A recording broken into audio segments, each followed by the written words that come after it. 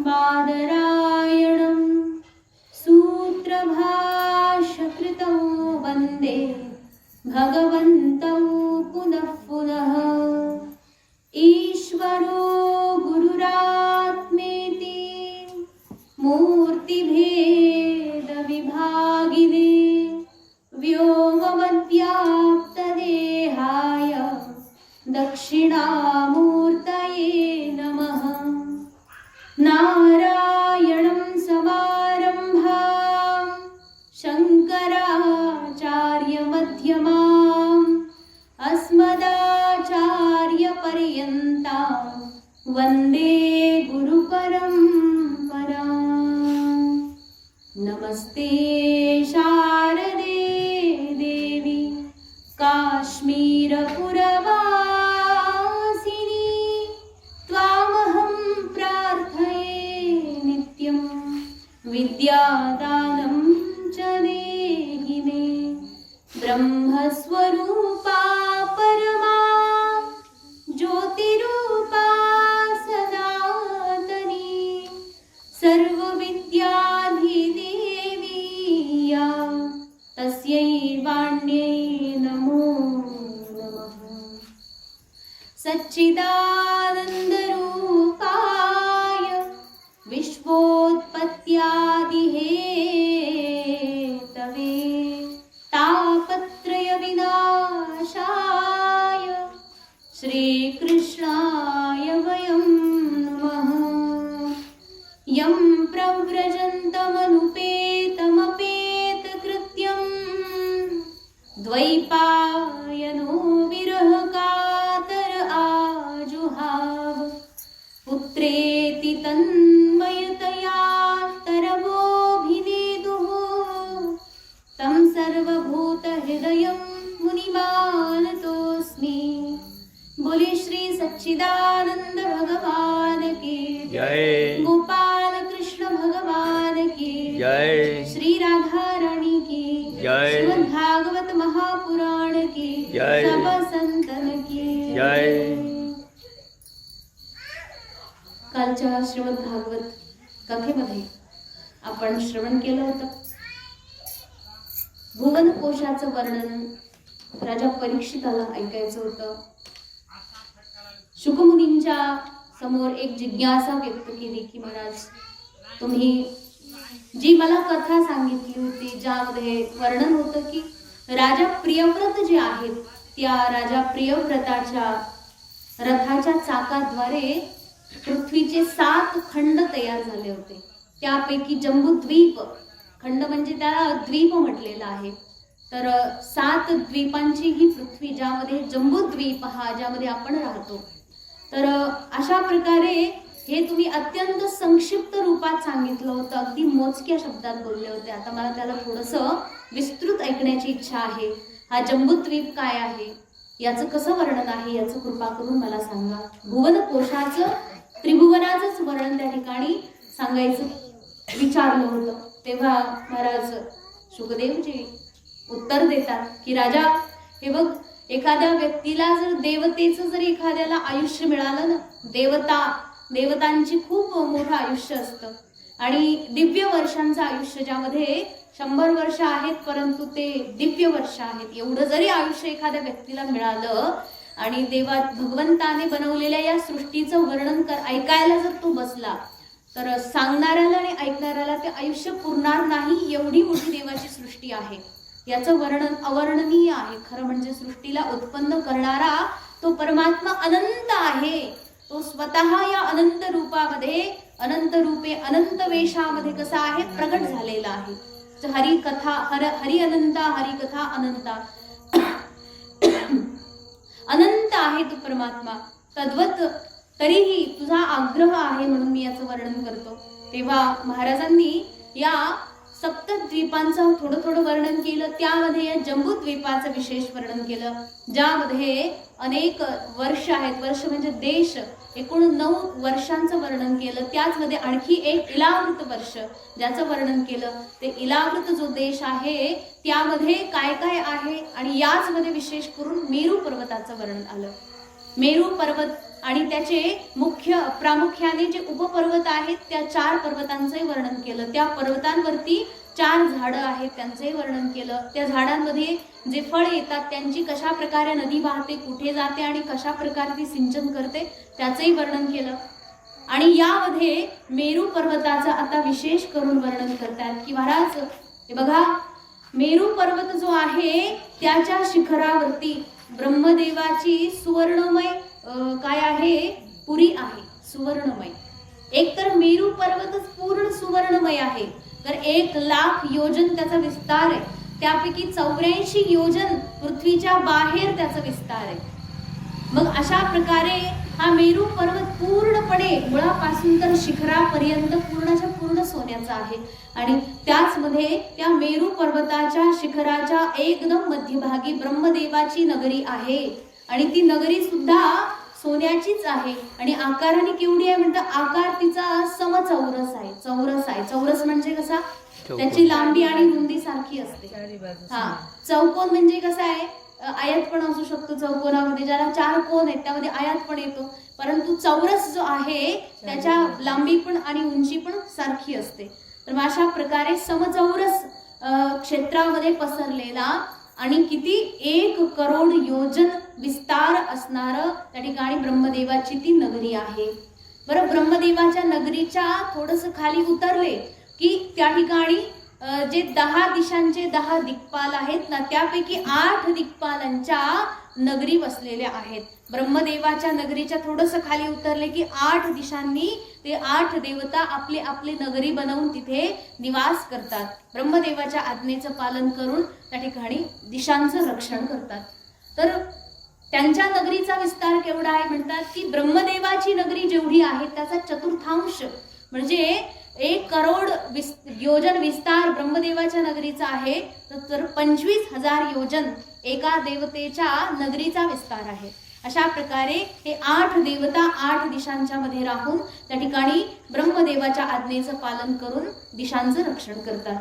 यानंतर पुढे सांगितलं की राजा, एकदा असं झालं, राजा बली जो आहे ना, राजा बली, त्याचं उदाहरण येईल पुढे. तथापि तर वामन अवतारामध्ये भगवान परमात्मा जेव्हा राजा बलीकडून 3 पग भूमी मोजून घेतात ना, 3 पग भूमी, तर 1 पग स्वर्ग लोकाकडे, 1 मर्त्य आणि पाताळ लोकाकडे, अशा प्रकारे भगवान परमात्मा 3 पग भूमी मोजून घेतात.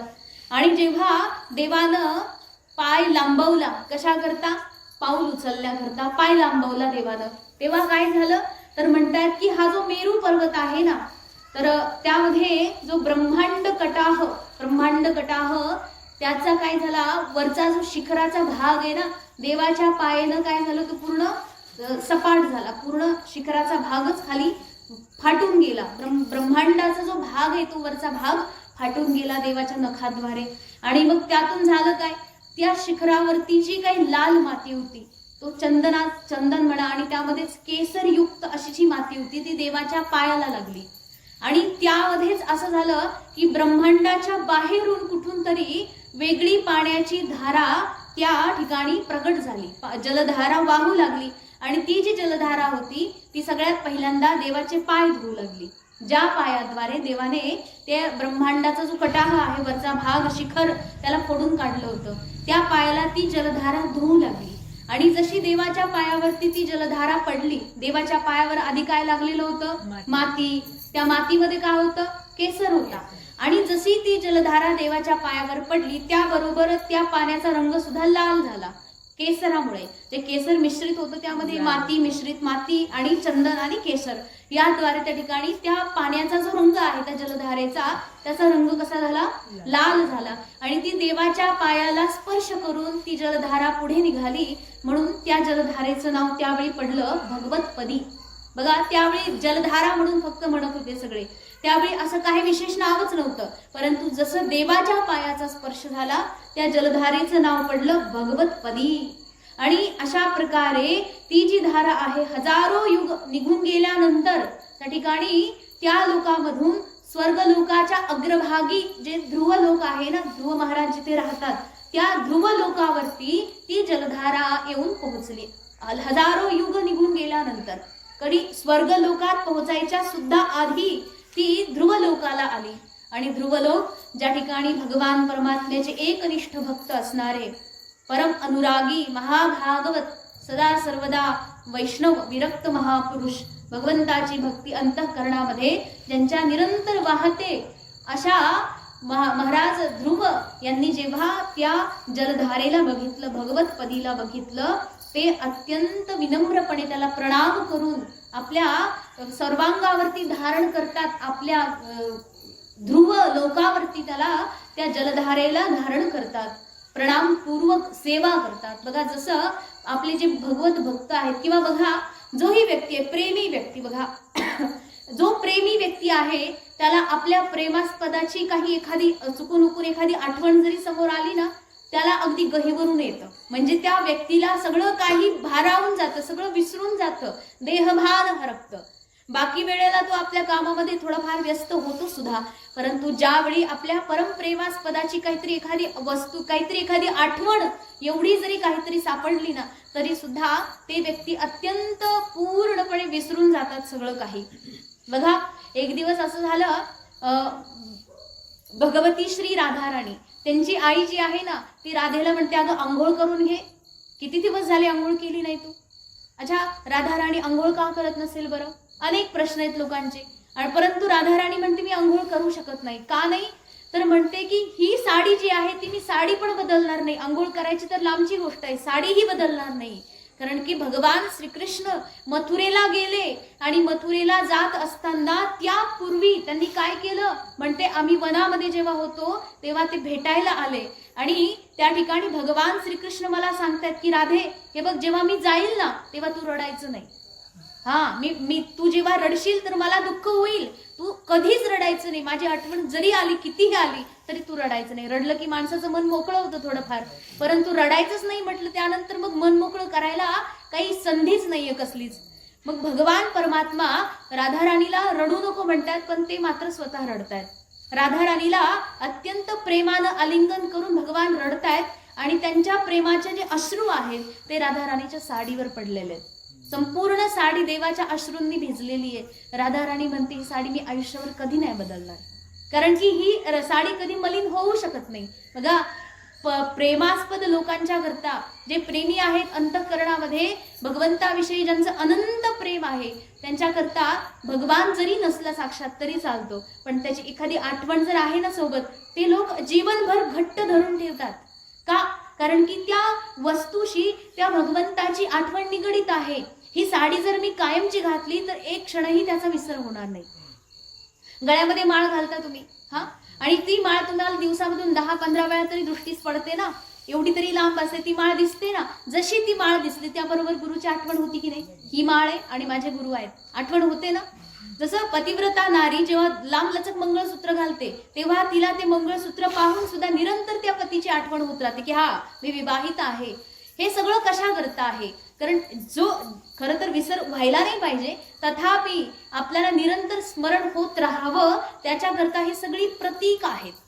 आणि महाराज ध्रुव हे तर खरंच भगवंताचे एकनिष्ठ भक्त आहेत, ज्यांनी अवघ्या वयाच्या 5व्याच वर्षी 6च महिन्यामध्ये भगवंताचा साक्षात्कार केलेला, भगवंताचं साक्षात दर्शन ज्यांना झालेलं असे महाराज ध्रुव, ज्यांना जेव्हा भगवतपदी भगवान परमात्म्याच्या चरणामधून वाहत आलेली भगवती जलधारा जेव्हा दिसली, अगदी गदगद झाले, भाव विभोर झाले. भगवान परमात्म्याच्या प्रति प्रेमावेशामध्ये ते स्वतः सुद्धा प्रवाहित अश्रूमध्ये रडू लागले, धारा वाहू लागल्या. हृदय अत्यंत गदगद झालं, अत्यंत कंठ दाटून आला, उत्कंठावशात बरबस अत्यंत डोळे जे मिटून गेले त्यामधून निरंतर अश्रूची धारा जी वाहू लागली. अशा प्रकारे महाराज ध्रुव यांचं पूर्ण शरीर रोमांचांनी भरलं.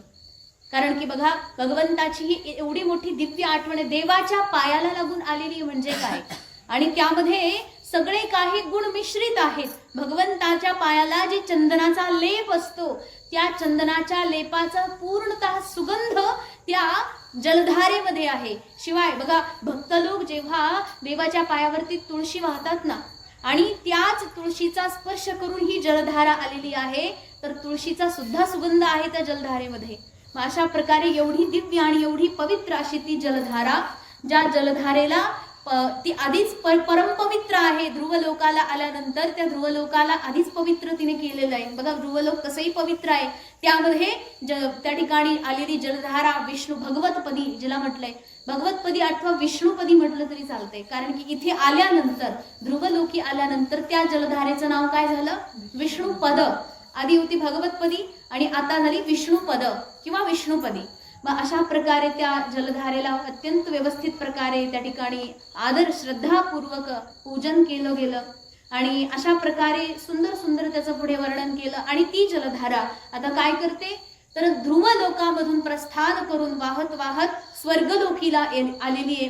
स्वर्गलोकामधून पुढे ती अनंत करोडो विमानांनी सजलेलं जे आकाश आहे, अवकाश आहे, त्या अवकाशामध्ये एका ठिकाणी जिथे देवता चंद्रमा विराजमान आहे, चंद्रलोकाला आली आणि चंद्रलोकावरून मग ती भगवतपदी विष्णुपदी भगवती, जिला आता इथे चंद्रलोकाला आल्यानंतर भगवती गंगा म्हटलेलं आहे. तर ती गंगा माता ती आता काय करते? ती आली, कुठे आली म्हणतात की ब्रह्मपुरीमध्ये. ब्रह्मपुरी म्हणजे भगवान ब्रह्मदेवाची नगरी. कुठे आहे? मेरू पर्वतावरती. तर ती सरळ स्वर्गलोकामधून चंद्रलोकाच्या मार्गी त्या ठिकाणी मेरू पर्वतावरती जिथे ब्रह्मदेवाची नगरी वसलेली आहे त्या नगरीमध्ये भगवती गंगा वाहत वाहत पदार्पण करते. तिथे आल्यानंतर आता काय झालं तर म्हणतात ती जी जलधारा आहे म्हणजेच ती भगवती गंगा जी आहे तिच्या 4 धारा प्रवाहित होऊ लागल्या.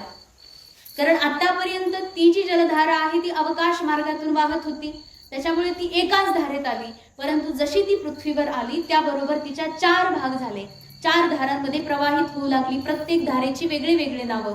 त्यामध्ये सांगतात की एक धारा जिचं नाव आहे सीता, दुसरी धारा अलकनंदा, तिसरी धारा चक्षु आणि चौथी धारा भद्रा. अशा प्रकारे सीता, अलकनंदा, चक्षु आणि भद्रा अशा प्रकारे 4 धारांच्या मध्ये भगवती गंगा प्रवाहित होऊ लागली. या 4 धारा वेगळ्या वेगळ्या दिशांनी वाहू लागल्या. प्रत्येक धारेची वेगळी वेगळी दिशा आहे.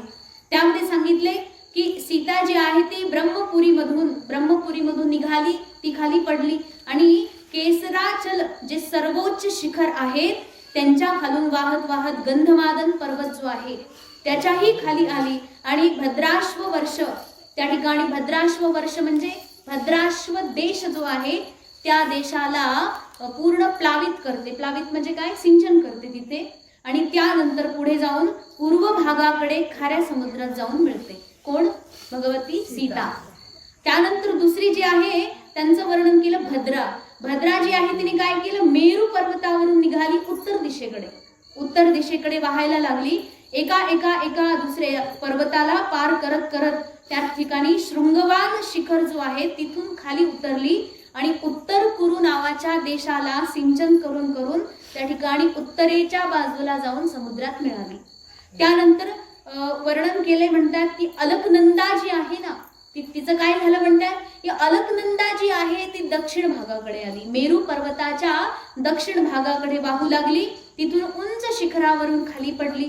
त्यानंतर अनेक पर्वत, अनेक गिरी, कंदरा सर्वांना पार करत करत सर्वांना ओलांडून येत हेमकूट नावाच्या पर्वतावरती ती पोहोचली.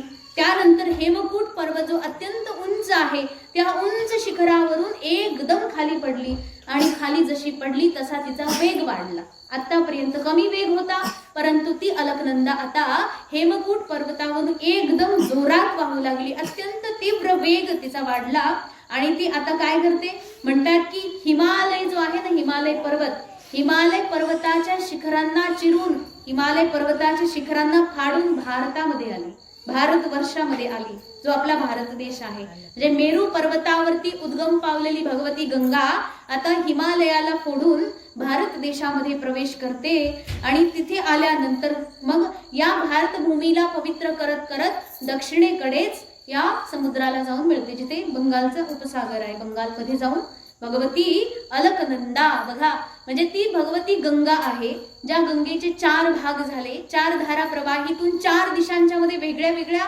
वाहू लागल्या. त्यापैकी अलकनंदा नावाची जी धारा आहे ती भारत देशामध्ये आले आणि त्याच अलकनंदेला आपण सगळे गंगा म्हणून संबोधित करतो. जिथे आली भागीरथी जिथे तिला गंगा आहे आणि अलकनंदा जी आहे तिथे त्या ठिकाणी संगम होतो. संगम झाल्यानंतर पुढे गंगा नाव होतं. अनेक प्रकारे तिचं वर्णन आहे. पुढे अनेक ठिकाणी वेगळे वेगळे नाव आहे. चित्रकूटमध्ये सुद्धा वेगळं नाव आहे. अशा प्रकारे भगवती गंगा जी आहे ती सुंदर प्रकारे वाहत वाहत वाहत येते. आणि बघा सांगतात की ही जी धारा आहे जी भारत देशामध्ये प्रवाहित होते याचं तर अद्भुत वर्णन आहे. तसं तर गंगा माता परमपवित्र आहे. कारण आली कुठून आहे? भगवंताच्या पायाला धुवून आलेली आहे. भगवंताच्या पाया म्हणजे ज्याच्यामध्ये गंगेमध्ये स्वाभाविक भगवान परमात्म्याची चरणरज मिळालेली आहे. तुलसी माता आहे, चंदन आहे आणि केसर आहे. तर स्वाभाविक औषधी गुणधर्मांसहित अत्यंत परमपवित्र आहे भगवती गंगा. आणि ती अलकनंदा जी हिमालयाला फाडून भारतामध्ये आली त्याचं तर अद्भुतच वर्णन आहे. म्हणतात या गंगा मैयाच्या जलामध्ये जो कोणी स्नान करेल तो परम पवित्र होऊन जाईलच. तथापि जो व्यक्ती गंगा मैयाच्या दिशेने एक पाऊल जरी चालेल तरीही त्याला लाखो अश्वमेध आणि राजसूय यज्ञाचं फळ मिळेल. किती महाराज? लाखो. आणि अश्वमेध आणि राजसूय यज्ञ काही साधारण यज्ञ नाहीयेत. मोठे मोठे राजे 10,000 10,000 15,000 वर्षे यज्ञ करतात तेव्हा कुठे यज्ञ पूर्ण होतो एखादा. आणि ते अश्वमेध आणि राजसूय यज्ञ करूनच हे महाराज लोक स्वर्गाला जातात. म्हणजे बघा ज्या व्यक्तीला स्वर्गाला जायची इच्छा आहे ना त्याने अश्वमेध आणि राजसूय यज्ञ करायला पाहिजे. आणि जर ते नाही करतायत तर गंगा मैयाला जाऊन स्नान करायला पाहिजे. तेवढं तर आपण करू शकतो ना. आणि सांगितलंय की ही जी जलधारा आहे निरंतर निर्मळ असते. सगळे लोक पाप धुवायला येतात, सगळं काही धुवायला त्याच्यामध्ये येतात, परंतु ती मात्र सदा सर्वदा निर्मळ आहे. प्रत्येक वेळी प्रत्येक क्षणाला पवित्र आहे. अशा प्रकारे ती भगवती मा गंगा त्या ठिकाणी मग अनेक वर्षांमध्ये काय म्हणतात म्हणजे अनेक देश बघा याला म्हणतात ना त्रिभुवन तारिणी तरल तरंगे देवी सुरेश्वरी भगवती गंगे. त्रिभुवनाला तारण करणारी आहे. तसे याची कथा जी आहे ना मुख्य ती पुढे येणार आहे आपल्याला. राजा भगीरथाची तपस्या ज्यामध्ये 9 स्कंद आहे ना तर आपण पुढे भरपूर लांब येते त्यामुळे विस्तार सांगितला. तर भगवती गंगा त्रिभुवन तारिणी कशी आहे बघा. स्वर्गलोकी होती. स्वर्गलोकामध्ये सुद्धा पवित्र केलं सर्वांना. पृथ्वीवरती आली, पृथ्वीलाही पूर्ण पवित्र करून टाकलं. कारण मेरू पर्वत जो आहे तो मुख्य स्थान आहे पृथ्वीचं. आणि तिथे उद्गम पाहून ती भगवती गंगा पृथ्वीच्या 4 दिशांनी वाहते. मग पूर्व पश्चिम आणि उत्तर दक्षिण 4ही दिशांना पवित्र करते. आणि त्याच मध्ये ती गंगा समुद्रामध्ये मिळून समुद्राच्या मार्गाने पाताळ लोकात जाते आणि पाताळ लोकी जाऊन पाताळालाही पवित्र करून टाकते. जिथे दैत्य लोक राहतात त्यांनाही पवित्र करून टाकते. अशी भगवती गंगा स्वर्ग, मर्त्य आणि पाताळ तीनही लोकांना पवित्र करते. म्हणून त्रिभुवन तारिणी तरल तरंगे अशा प्रकारे भगवती गंगा त्यांचं वर्णन केलं. आणि असेच हे तर एवढं वर्णन केलं. त्यानंतर सांगतात की महाराज शुकदेव की राजा अशा प्रकारे अनेक लाखो करोडो पर्वत आहेत या पृथ्वीवरती. अनेक लाखो देश आहेत. देश म्हणजे वर्ष. अनेक देश आहेत आणि अनेक प्रकारे शेकडो नद्या आहेत. आणि नद म्हणजे नद आणि नदी जसं स्त्रीलिंग आणि पुंगलिंग जसं त्या दिवशी सांगितलं होतं. शेकडो नद आणि नदी यांना सामावून घेणारे समुद्र. अशा प्रकारे हे सगळे पृथ्वीवरती आहेत. या अशा प्रकारे ही पृथ्वी देवाची नटलेली आहे. आणि या सगळ्यामध्ये माझा भारत कसा आहे म्हणतात अन्य तत्रापि भारतमेव वर्षम कर्मक्षेत्रम अन्यान्यष्ट वर्षाणि स्वर्गिणाम पुण्यशेष उपभोग स्थानानि भौमानि स्वर्गपदानि व्यपदिशन्ति. बघा आता आणखी याच्यापेक्षा स्पष्ट काही असू शकत नाही.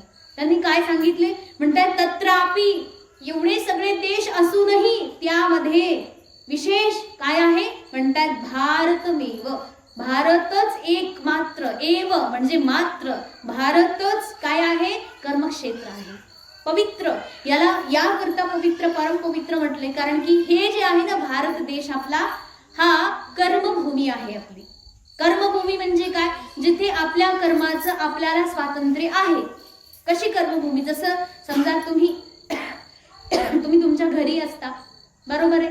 तुम्ही तुमच्या घरी असता तेव्हा तुमच्या हातात काही ना काही काम असतं. का बरं कारण ते तुमचं घर आहे.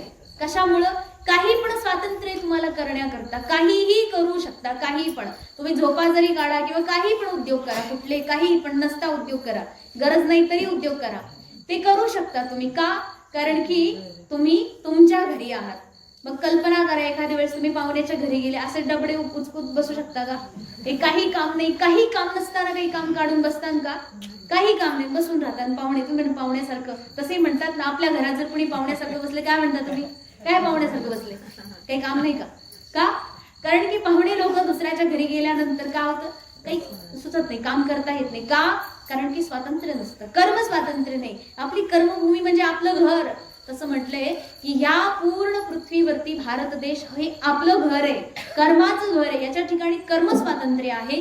दुसऱ्या देशामध्ये कर्म स्वातंत्र्य नाही. तिथे तुम्हाला पाहुण्यासारखं बसायचंय. पाहुण्याचा छान पाहुणचार होतो. कसा? खायला प्यायला छान मस्तपैकी मिळतं. म्हणजे स्वतःच्या घरी त्या पाहुण्याला भले 7 वाजता सोडाव, 12 वाजेपर्यंत नाश्ता नसेल भेटत, परंतु त्याला पाहुण्यांच्या घरी 8-9 वाजेपर्यंत छानपैकी जेवण पद्धतशीर सगळं करावलं जातं. का? कारण पाहुणा आहे.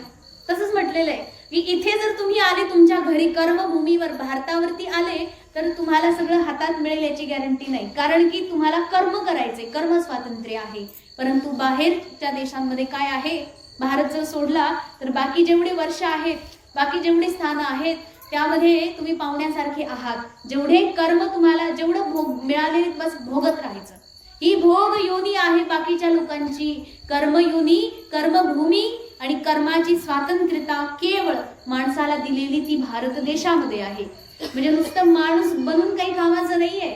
माणूस बनून सुद्धा भारतामध्ये जन्म मिळणं हे महत्वाचं आहे.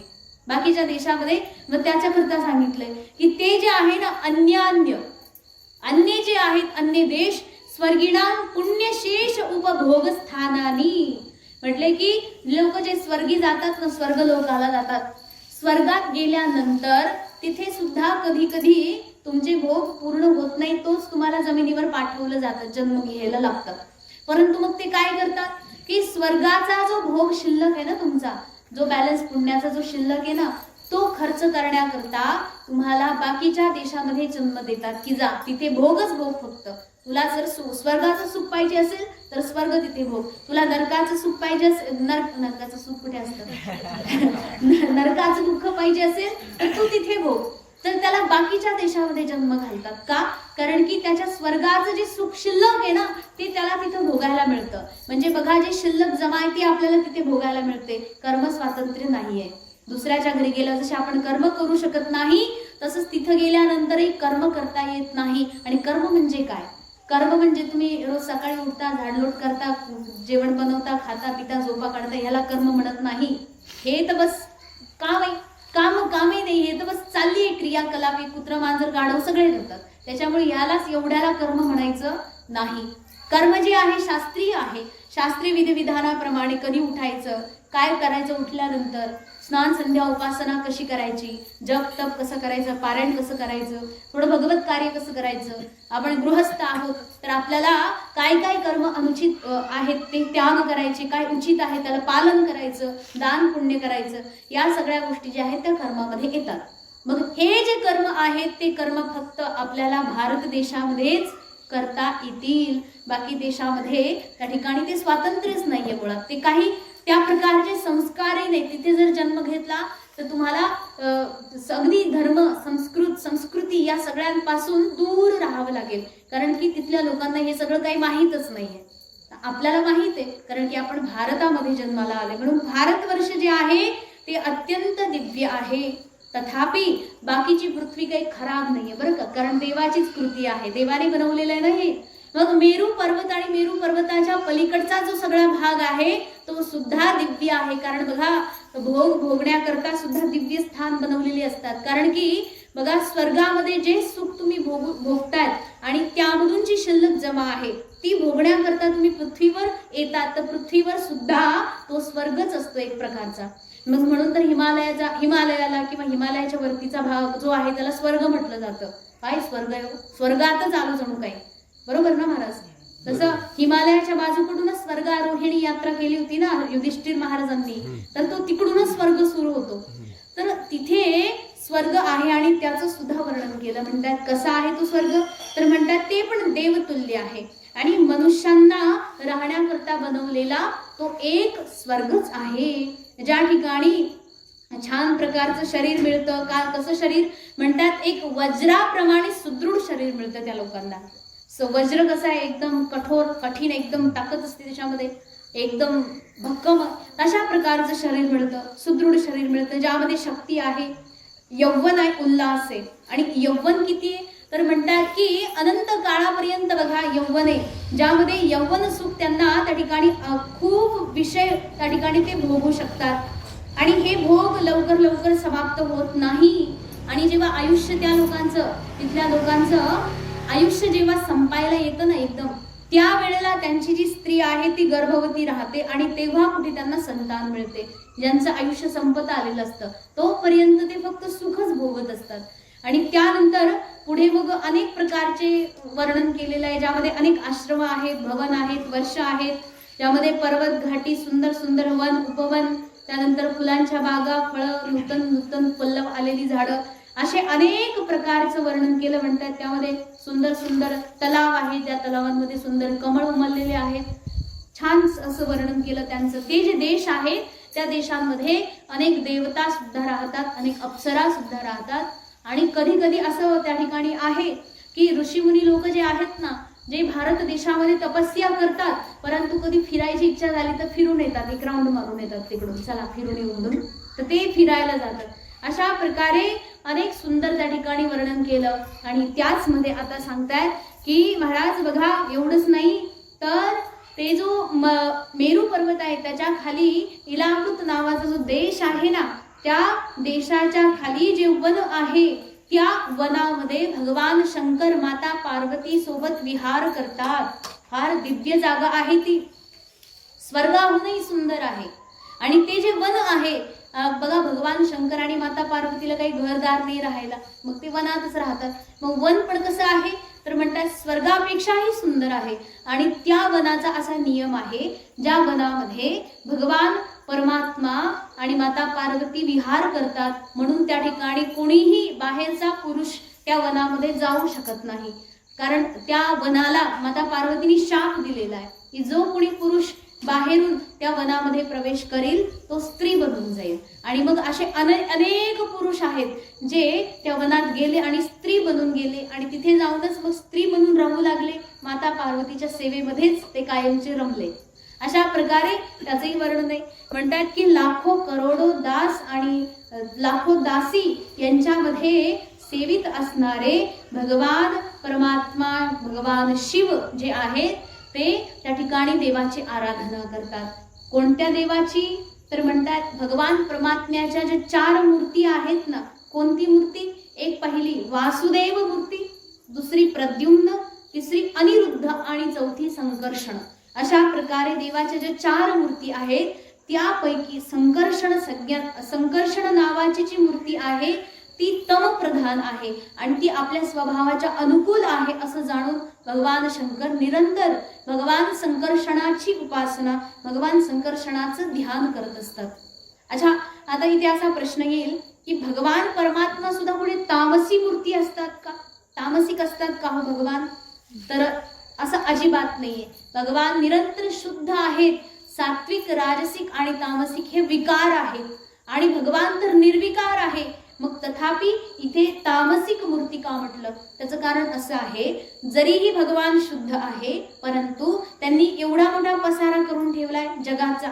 सृष्टी रचली ना, ज्यामध्ये सृष्टीला रचले, बनवले, उत्पन्न केले, त्याचं पालन करतात आणि त्याचा संहार करतात. मग उत्पन्न करत असताना, पालन करत असताना, संहार करत असताना वेगळे वेगळे रूप असतात की नाही माणसाचे. जसं एखादी आई आहे आणि एखादी आई जेव्हा बाळाला थोपटून त्याला अगदी गोड लळा लावून त्याला दूध पाजून झोपी लावते, तेव्हा आईच्या चेहऱ्यावरती केवढा आनंद असतो बरं. बाळाप्रती किती प्रेम असतं, केवढं गोड असतो. म्हणजे जेवढा गोड बाळाचा चेहरा असतो त्याला बघून आईचं त्याहून जास्त गोड होतो. परंतु एखादी काही खोड केली बाळाने, मग तेव्हा आई केवढी रागवते, संतापते, 2 फटके टाकून देते जोरात. नाही ऐकलं तर आणखी 2-4 देते. का बरं? कारण की ते अच्छा जे कारण असू द्या, परंतु बघा एकच आई आहे. मग एकच आई जेव्हा बाळाला दूध पाजते, झोपी लावते, त्याला प्रेम देते, तेव्हा ती आई केवढी गोड दिसते. परंतु तीच आई काय करते, जेव्हा त्याला 2 फटके मारते तेव्हा तिच्या चेहऱ्यावर नकळत राग दिसतो. आतून नसतो राग, परंतु चेहऱ्यावर तिला दाखवावा लागतो. का? कारण की वेगळे वेगळे रूप घेतलेत. तर हे जे आहे ना, आईचं रूप आहे, जेव्हा ती प्रेमाने थोपटून झोपी लावते तेव्हा सात्विक, त्याच्यामध्ये सात्विक भाव आहे. परंतु जेव्हा आई 2 फटके मारते ना, तेव्हा तामसिक भाव असतो. त्यालाच वर्णन केलं. त्याच भावाला बघा, भगवान परमात्मा एकच आहे आणि तो काय करतो, सृष्टीची रचना करतो, जेव्हा उत्पन्न करतो आणि सृष्टीचं जेव्हा पालन करतो. बघा, रचनात्मक जी प्रवृत्ती आहे ब्रह्मदेवाची सात्विक आहे. भगवान विष्णू जेव्हा पालन करतात तेव्हा पालन करण्यामध्ये पण सात्विकता आहे. तथापि रचण्यामध्ये जी ब्रह्मदेवाची राजसिक होऊन जाते. भगवान विष्णू जेव्हा पालन करतात, पालन करत असताना अत्यंत प्रेमाने थोपटून त्या जीवाला घास भरवतात तोंडामध्ये, सगळे काही अगदी लाड त्याचे पुरवतात. पण ज्यावेळी मृत्यू येतो ना, म्हणजे एखादी काही खोड केली आपण, आई जशी आपल्याला 4 फटके मारते, भगवान परमात्मा पण मग आपल्याला मृत्यू देतात. तर मृत्यू जो देव देतात त्यावेळेला त्यांचं रूप बदललेलं असतं. कसं उग्र होतं ना, तीच आई आहे भगवान परमात्मा. मग तोच परमात्मा फक्त रूप बदलतो. मग जशी त्यांनी सृष्टी रचलेली आहे, आतून तर मात्र तो निरंतर शुद्ध आहे. तथापि कार्य करत असताना वेगळ्या वेगळ्या वेगळ्या रूपामध्ये तो आपल्याला दिसतो, परिणत होतो. तसंच या ठिकाणी पण भगवान शंकर जे आहेत ना, ते कसे आहेत म्हणतात, भगवान शंकराचं कामच आहे. काय काम आहे? भूत प्रेत आणि हे सगळ्यामध्ये राहायचं. भूत वेताळ नाचती, हर्षयुक्त उमापती. भगवान शंकर काय करतात, ते जीवाचा प्राण हरण करतात, संहार करण्याचं काम करतात. पूर्ण सृष्टीला संहार करण्याचं काम, संहाराची देवता रुद्र आहे. तर मग भगवान शंकर म्हणतात की माझ्या आतमध्ये संहार करण्याचा जो तामसिक गुणधर्म आहे त्याला अनुकूल अशी मूर्ती भगवान परमात्म्याची आहे. ती म्हणजे कोणती? संकर्षण. आणि म्हणून त्यांचीच मी उपासना करतो. अशा प्रकारे भगवान शंकर भगवान संकर्षणाची उपासना करतात. आणि कुठे करतात? तर तेच जे वन आहे ना, जिथे माता पार्वती सोबत ते विहार करतात, आणि त्याच वनामध्ये भगवान शंकर निरंतर ध्यान करून भगवंताची उपासना करतात आणि एका मंत्राचा जप करत असतात निरंतर. काय आहे मंत्र? म्हणतात की ओम नमो भगवते महापुरुषाय सर्वगुण संख्यानाय अनंताय अव्यक्ताय नम इति. खूप सुंदर असा मंत्र आहे. काय मंत्र? याच्यामध्ये वर्णन केलंय की ओम नमो भगवते. भगवते म्हणजे भगवान परमात्मा, ज्यांना माझा नमस्कार आहे. कसा आहे भगवान परमात्मा? महापुरुष आहे. महापुरुष आहे. बघा, पुरुष म्हणजे काय?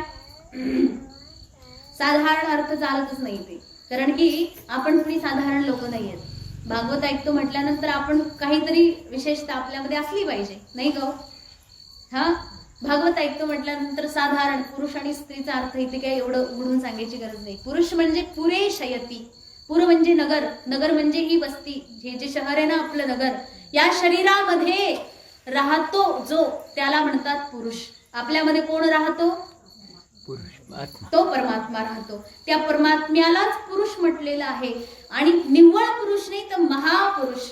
कसा आहे हा महापुरुष? जो सर्व व्यापक आहे. सर्वाघटी राम देहादेही एक, असा तो परमात्मा सर्वत्र व्यापक आहे. असा सर्व गुण संख्यानाय, सर्व गुण संपन्न, तसा तो गुणातीत आहे. परंतु त्याच्यापेक्षा मोठा गुणीच कोणी नाहीये. कारण की जेवढे गुण आपल्याला मिळतात ना, ते सगळे गुण कुठून येतात? त्या गुणाचं एकमात्र स्रोत आहे, तो म्हणजे भगवान परमात्मा. तर सर्व गुण संख्यानाय, सर्व गुणांची अभिव्यक्ती ज्याच्यापासून होते तो भगवान कसा आहे? अजून अनंत आहे. तो काही एक नाहीये. एकाचं उदाहरण दिलं झालं याला म्हणतात देव. अहो, एकाचं उदाहरण देऊन देवाला संकीर्ण नाही करू शकत. परमात्मा व्यापक आहे. व्यापक म्हणजे तो अनंत आहे, ज्याचा अंतच नाही, असा अनंत आहे. आणि बरं, एवढं सांगू नये, वरून काय म्हणतात? अव्यक्त आहे. एवढं तर त्याला व्यक्त केलं, अजून म्हणतात की अव्यक्त आहे. अर्थात तो एवढा मोठा आहे, एवढा दिव्य, एवढा अनंत आहे की त्याला व्यक्त करता येत नाही. जेवढं सांगितलं ही एकदम छोटी गोष्ट आहे त्याच्याविषयी. त्याच्याविषयी काय बोलायचं? आपण म्हणतो ना की आमचं तर त्या देवावर एवढं प्रेम आहे की आम्ही जेवढं दाखवतो ते त्या प्रेमाच्या समुद्राचा एक थेंबही नाहीये. म्हणजे एवढं प्रेम आहे अंतःकरणामध्ये देवाप्रती, असं भक्तांचं म्हणणं असतं. तसं म्हटले तो परमात्मा, त्याचं एवढं मोठं वर्णन आहे समुद्रासारखं, आणि आम्ही जेवढं वर्णन करतो ना, खरं तर त्या समुद्राचा एक थेंबही नाहीये. जे काही शास्त्र आहे भगवान परमात्म्याच्या वर्णनाचा एक थेंबही नाहीये. म्हणजे विचार करा, तो परमात्मा केवढा विशाल आहे, केवढा अद्भुत आहे. म्हणून तो परमात्मा व्यक्त होऊ शकत नाही, त्याकरता अव्यक्त, अव्यक्ताय नम इति. अशा प्रकारे त्या भगवान परमात्म्याला माझा नमस्कार आहे. पुढे भजे भजन्यारण पाद पंकजम भगस्य कृत्स्नस्य परंपरायणम भक्ते भक्तेश्वलम भावित भूत भावनम भवापहम त्वा भव भावमीशम. हे भगवन, तुझा आम्ही भजन करतो. कसा आहे तो? तर अनंत आहे, दिव्य आहे, हे सगळं सांगूनही पुढे सांगितले भवापहम. हे जे भवबंधन आहे, या संसार बंधनामधून तू सदा सर्वदा सर्वांना मुक्त करणारा आहेस, म्हणून तुझं आम्ही भजन करतो. या भवबंधनातून बघा, भव जो आहे ना, भव संसार, यामधून मुक्त होण्याचा एकमात्र मार्ग आहे. काय आहे तो? आणि तो मार्ग पण कसा आहे? शॉर्टकट आहे, एकदम शॉर्टकट, अजिबात लांबचा नाहीये, एकदम जवळ. एक पाऊल जरी उचललं तुम्ही लगेच पोहोचताल, तातडीने पोहोचताल. पण तो मार्ग अंगीकारला पाहिजे, निरंतर अंगीकारला पाहिजे. एवढं छोटंसं आपलं जीवन आहे बघा. म्हणजे तुम्ही विचार करा, कसं काय तुमचं बरं एवढं आयुष्य निघून गेलं. जसं एखादी पापणी लवते ना, त्याप्रमाणे अगदी चुटकीत आयुष्य निघून गेलं सगळं. म्हणजे याचा अर्थ आपलं आयुष्य कसं आहे? एकदम क्षणभंगूर आहे. अशा क्षणभंगूर आयुष्यामध्ये भगवान परमात्मा भेटत नाही असं नाहीये. याचा अर्थ कसा आहे? तो तत्काळ भेटतो. आणि ती अशी वस्तू आहे भगवान परमात्मा, खरं तर वस्तू म्हणता नाही येणार, पण तथापि जो आहे तो परमात्मा, त्याला भेटण्याकरता एक घडी सुद्धा पुरेशी आहे, त्यापेक्षा अधिक वेळ लागतच नाही. म्हणून म्हटलंय की हे भगवान, हे नाथ, या छोट्याशा जीवनामध्ये सुद्धा तुम्ही तातडीनं प्राप्त होतात, म्हणून तुम्हाला नमस्कार आहे. सर्वेश्वर आहात आपण. आणि बघा, आम्ही सगळे लोक कसे आहोत? आम्ही काय साधे गुणाचे आहेत का? आपण किती गुणाचे लोक आहेत. आपल्या एकेकाच्या अंगामध्ये 100 खोडी, आणि एवढ्या खोडी असून आपण जातोच देवापुढे. बरं, तिथे जाऊनही म्हणतो नाही, परत असं करणार नाही मी देवा. मनातली मनात बघा, लोकाला जरी नाही सांगत, तुम्ही देवासमोर गेल्यानंतर बरोबर आपल्या अपराधाची यादी आपल्या डोळ्यासमोर येते. काय काय चूक केली मी, सगळ्याची यादी येते. बरे, लोकाला माहित नसतं असंही नाही बरं का. तुमच्या समोर लोक वा वा, तुम्ही खूप छान, तुम्ही खूप छान. पाठीमाग त्यांना माहित असते की एवढा दुर्गुणी माहित आहे, त्याच्या नादी लागायचं नाही, बस त्याच्यामुळे काही म्हणायचं नाही त्याला. परंतु सगळ्यांना सगळं माहित असतं, तरीही बघा आपण आपले दुर्गुण लपवतो. तथापि देवासमोर आपण दुर्गुण नाही लपवत कधी. त्याला माहिती आहे याच्यापासून काही लपलेलं नाहीये, हा सगळ्याचा चालक माणूस आहे, मग याच्या पुढे काही लपत नाही, सगळ्यात हुशार आहे. देव चतुरातु शिरोमणी, शिरोमणी आहे चतुरांचा, त्याच्यापासून काही लपत नाही. सर्वांतर्यामी परमात्मा, त्याच्यापासून कधी कोणती गोष्ट गुप्त राहू शकत नाही. म्हणून आपण देवापुढे जाऊन सगळ्या अपराधांची कबुली देतो आणि परत येतो आणि परत तेच चूक करत बसतो. आपल्याला काय, आपण सुधारतो थोडी. ते काही झालं तरी स्वभाव बनून गेलेला आहे. त्यालाच म्हणतात ना ते वैशाख नंदन. अगदी गाढवासारखे माणसं येतं, काय ओझं वाहायची सवयच त्यांना. गाढवाला कसं आहे, गाढवाचं काम काय? दुसरं गाढवाचं काही काम आहे हो? बघा, सगळे जीव जंतू पशु पक्षी झाडं बिड सगळे कामाचे आहेत. कोणाच्या ना कोणाच्या कामाला येतात ते. झाडपाला देतात, औषधं देतात, फळं देतात, सगळं अन्न वस्त्र सगळं काही देतात, झाड देतात आपल्याला. त्यानंतर पशु आहेत, त्या पशूंच्या पासूनही काही ना काही मिळतंय. काय मिळतो आपल्याला? सगळं काही मिळते. पशु पण काय काय देतात. आणि जर काही नाही मिळालं तर ते पशूंना कापून खाणाऱ्यांची पण कमी नाहीये. म्हणजे सगळ्या प्रकारे प्राणी जो आहे ना, मनुष्य, तो अत्यंत स्वार्थी आहे. सगळे लोक, सगळे जेवढे आहेत ना, पशु पक्षी आदी सगळेचे सगळे मनुष्याच्या कामाला येतात. पण हा मनुष्य कधीच कोणाच्या कामाला येत नाही. तो फक्त स्वतः खातो पितो आणि मरून जातो. मेल्यानंतर दुसऱ्यालाच ओझं. म्हणजे विचार करा, या माणसाचं काम काय? कशा करता आला हा जन्माला? काय आहे का विशेष औचित्य? येण्याचं काहीही कारण नाहीये. तरी पण आलोय आपण, मग एवढं तर कळायला पाहिजे की देवाने आपल्याला काय बरं विचार करून पाठवलं असेल, तर त्या प्रश्नाचं उत्तर शोधलं पाहिजे माणसाने. तथापि गाढवासारखं ओझं वागायचं आपण कधी सोडत नाही. संसाराचं ओझं वाहून वाहून वाहून वाहून शेवटी गाढव मरतो, म्हणजे माणूस मरतो. पण तरीही ते ओझं काही त्याच्या डोक्यातून उतरत नाही. तरीही आपण देवाकडे जातो, तरी किती अपराध करतो, परत जातो देवाकडे. बरेचशा लोकांचं तिने एवढे बघितलं, पंढरपूरमध्ये पण बघितलं, त्या दिवशी पण बघितलं. लोक काय करते, तिथे बऱ्याच ठिकाणी तंबाखूच्या पुड्या ठेवलेल्या आहेत. मला प्रश्नच पडला, म्हणजे हे कशासाठी आहे तंबाखूची पुडी? लोक पान फुल खातात, कुणी काय कुणी काही. तंबाखू वाहिली कुठे, तर कुठं भिंतीत खोचली आहे, कुठं खिडकीत ठेवली आहे, कुठं काय कुठं काय. तेव्हा मला एकाने सांगितलं की देवाकडे आले ना, मग देवाकडे जाताना खिशात तंबाखू नकोय मंदिरात जाताना, कारण की तंबाखू अपवित्र वस्तू आहे, मग ती बाहेर ठेवायची. आणि काही काही लोकांचा असा भाव असतो की चला देवाकडे आलो की देवाच्या दारात सोडून देऊ, एकदाची सुटली की मग सुटलीच कायमची, देवाच्या दारात सोडून देऊ. आणि ते लोक देवा सोडली बरं का, मी तंबाखू सोडली, देवाला प्रणाम करतील, बाहेर येतील, थोडासा वेळ लगेच जातील दुसऱ्या दुकानामध्ये, छाप लगेच घेतात आणि सुरू, दुसऱ्या वेळेस परत ते देवाकडे जातात. म्हणजे याचा अर्थ जे आहे ना, एवढे दुर्गुणी लोक आहेत आपण, एकही दुर्गुण त्याग करण्याकरता जराही तयार नाही आपण. तरीही भगवान परमात्मा केवढा प्रेमळ आहे हो, सगळे अपराध पोटामध्ये घालतो, प्रत्येक गोष्ट आपली, सगळे दुर्गुण सगळे पोटात घालतो आणि प्रेम देतो.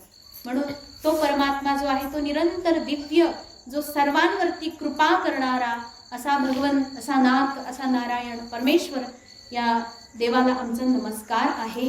अशा प्रकारे भगवान शंकर त्या ठिकाणी देव संकर्षण देवाची पूजा करतात, ध्यान करतात, स्तुती करतात. बघा, भगवंताने एवढी छान स्तुती केली ना. खरं तर भगवान काय म्हणतात की आमच्याकडे खूप दुर्गुण आहेत, ते दुर्गुण ते स्वतःचे नाही सांगत, मुळात ते आपल्यासारख्यांचे दुर्गुण आहेत तिथे. म्हणजे बघा, देवाने नकळत आपल्या वशीला लावलंय देवापुढे. भगवान शंकर त्या ठिकाणी आपल्याबद्दल देवापुढे बोलतायत की देवा, तुझ्याकडे येणारे आम्ही सगळे भक्त जे आहेत ना, ते कशा आहेत? भोळे दुर्गुणी आहोत, आम्ही फार दुर्गुणी आहोत. आणि ह्या दुर्गुणी लोकांनाही तो प्रेम देतो आणि कृपा करतो, म्हणून तू अत्यंत दयाळू आहे. अशीच कृपा निरंतर ह्या सगळ्या जगावरती असू दे देवा. अशा प्रकारे भगवान शंकराची दिव्य अशी प्रार्थना आहे. अशा प्रकारे या ठिकाणी हा अध्याय पूर्ण झाला. पुढे आता आणखी वेगळं वर्णन आपल्याला ऐकायला मिळेल. असो तर उद्या जे आहे ना, आपल्या सत्संगाला सुट्टी राहील. उद्या रात्री पण एक कीर्तन आहे, दुपारी पण एक कीर्तन आहे, त्याच्यामुळे मग उद्याचे दिवस सुट्टी राहील. परवा परत या ठिकाणी आपण एकत्र येऊ. झालेली सेवा भगवत चरणी समर्पित करून वाणीला विश्राम देऊ. ओम पूर्णमदः पूर्णमिदं पूर्णात् पूर्णमुदच्यते पूर्णस्य पूर्णमादाय पूर्णमेवावशिष्यते. ओम शांती शांती शांती.